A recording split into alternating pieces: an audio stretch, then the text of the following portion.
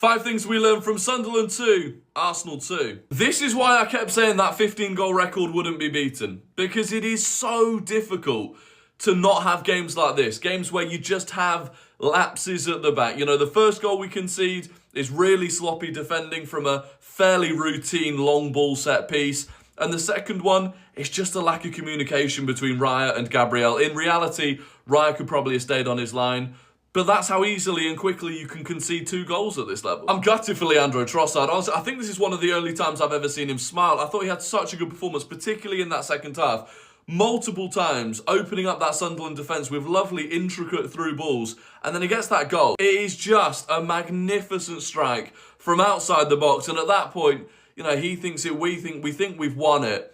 And he earned that moment. He earned that being the winner. There will be a longer video on the YouTube channel where we talk about all of the players individually, go into more detail about the game. Link is in the bio. I appreciate the support. Granit Xhaka would still play a prominent role in this Arsenal squad. I thought he was fantastic today. The way that he is able to run a game from midfield. You know, you look at the end there, he barely looked like he was sweating. He was still so composed on the ball, knocking it about.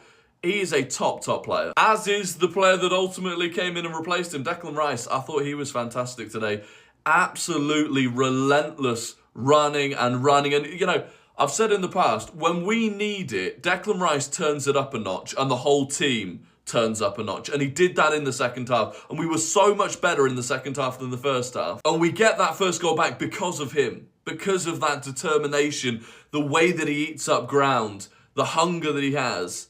And again, right until the final minutes, he was on his arse, but he was still fighting. It's very rare that I'll criticise Arteta, but for me, I just don't understand the lack of substitutions at the end. And I've seen people saying, oh, well, who would you have brought on? We couldn't have brought on, you know, teenagers to see out the game. I'm not talking about the attacking players. I'm talking about fresh legs that can defend. Hincapié, Norgard, Miles Lewis-Skelly, Ben White. These were all options that could have come on, which for me, I just didn't understand why they didn't when we were lacking that energy at the end. And finally, look, it's not the end of the world. It feels really, really bad right now. But if you had said at the end of that Man City game that we drew, in your next 11 games, you'll win 10 and draw 1, I think we would have taken it. The winning streak had to come to an end eventually. It was always going to hurt.